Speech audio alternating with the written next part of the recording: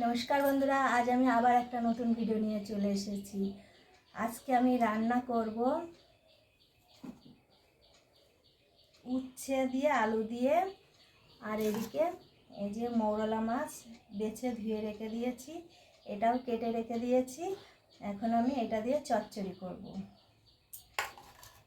তো কীভাবে এই রান্নাটা করব সম্পূর্ণ ভিডিওটা দেখতে থাকুন, আমার সঙ্গে থাকুন। তো চলো, এখন আমি প্রথমে এই সর্ষেগুলো নিয়েছি, সর্ষে বেটে নেব।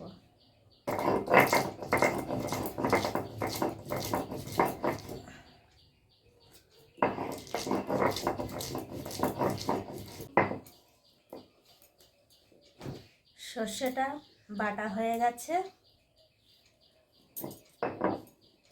এখন আমি এই সর্ষেটা তুলে নেব। তো চলো এখন রান্না করা যাক। কিভাবে রান্না করব সবাই সঙ্গে থাকুন। প্রথমে আমি মাছে হলুদ দিলাম,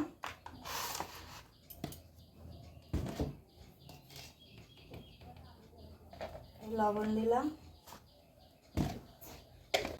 এই লবণ আর হলুদ মাখিয়ে নিচ্ছি।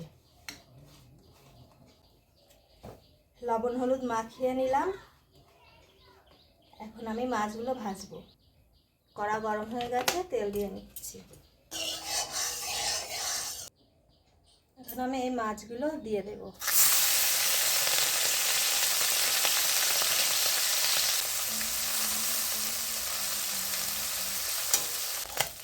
মাছ ভাজা হয়ে গেছে, এখন আমি তুলে নিচ্ছি।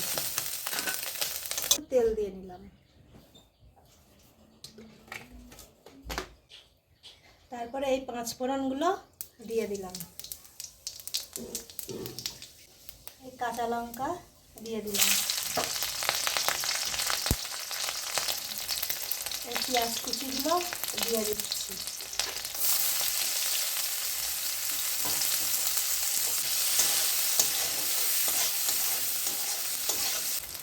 তারপরে লবণ দিয়ে দিলাম, হলুদ দিয়ে দিলাম,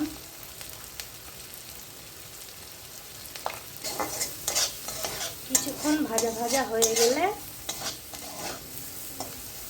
আমি এই কেটে রাখা উচ্ছে আর আলুগুলো দিয়ে দিচ্ছি।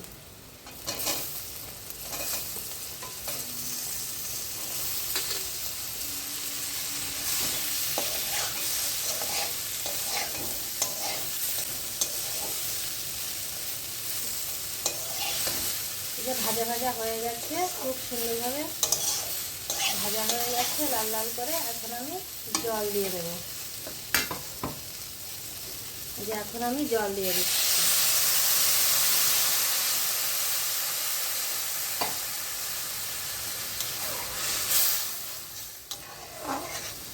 খুব বেশি জল দিলাম না, চচ্চড়ি হবে, এই জন্য আমি অল্পই জল দিলাম।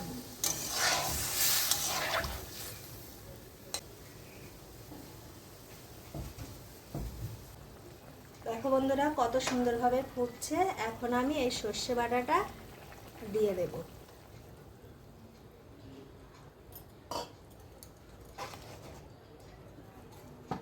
তারপর আমি এই যে ভেজে রাখা মাছগুলো দিয়ে দেব।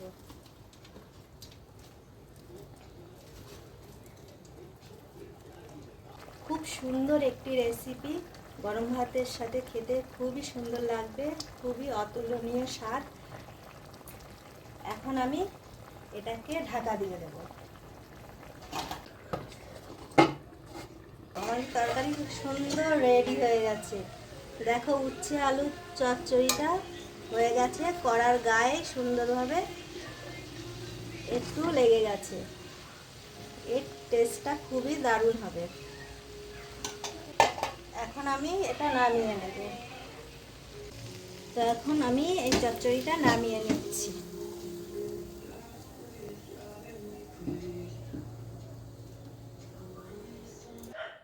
বন্ধুরা, রেডি হয়ে গেছে উচ্ছে দিয়ে আলু দিয়ে আর মৌরলা মাছ দিয়ে চচ্চড়ি। তো কেমন হয়েছে এই আমার ভিডিওটা সবাই কমেন্টে জানাবে। আজ এই পর্যন্ত। আবার দেখা হবে অন্য কোনো ভিডিওতে। টাটা।